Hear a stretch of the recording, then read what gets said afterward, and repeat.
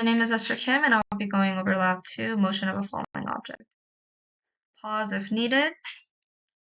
So the purpose of this lab is to watch a motion of an object drop from rest fall somewhat slowly straight down. This will show how gravity and air resistance, the drag effect, the object that starts at rest. So the initial conditions is that the initial position of the tennis ball used in the experiment is 0 because it is starting from rest. The vector position only moves in the y direction as the tennis ball will increase down in the negative y direction. So some physics fundamentals, we need to worry about Newton's second law, which is the net force on an object is equivalent to the change in momentum over the change in time, and it will be used in both the experimental and the computational models today. We can manipulate the Newton's second law into the velocity update formula and then connect that with the position update formula. We also need to worry about the force of gravity, which is going to be used as the force of gravity on Earth. And then we also need to worry about drag for that air resistance that we were talking about earlier.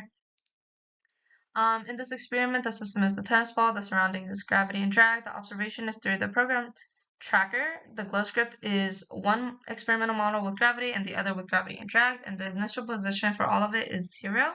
The assumption is that the given surroundings are the only forces acting on the system, and the tennis ball initial velocity is 0, and on the y-axis, the tennis ball is 0. On the bottom, you can see a free body diagram, which will be shown as the force of gravity used today, and along with the force of drag when we get to the drag and gravity model. So in the tracker, you can see that there's a tennis ball, and we're going to track it going down. Because speed is increasing, the position versus time graph changed exponentially, which is what we had expected. In Model 1, which is only affected with gravity, we changed lines 65, 71, 74, and 76. In 65, we took the change in time that we had from the experimental and placed it in the while loop, which is 1.27.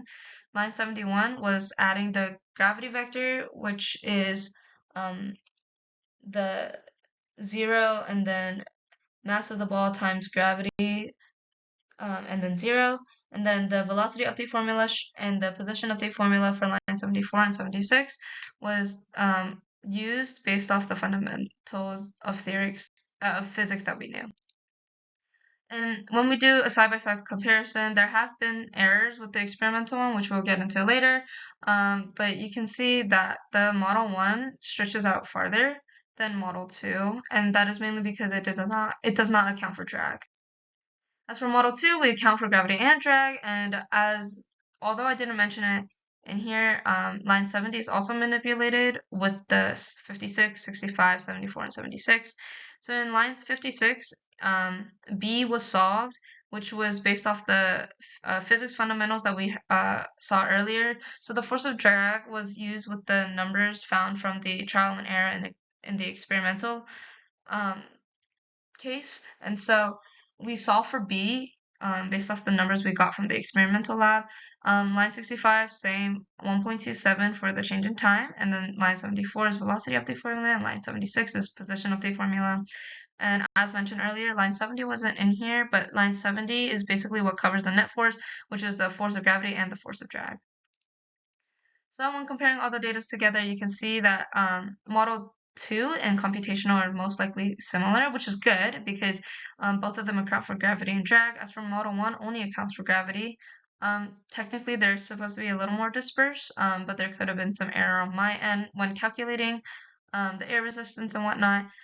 There also could have been errors with the computational model because there's less points, and with the tracking of the object, there is an uneven line and it wasn't parallel to the floor. So when following the ball, it could have been out of place with the numbers. And the model with drag, as mentioned, is similar to computational, which is exactly what we wanted. So what does it mean? Which models can predict terminal velocity? And terminal velocity is when the force of drag pointing up is exactly balanced to the force of gravity pointing down, meaning that force of gravity and force of drag are equal to each other.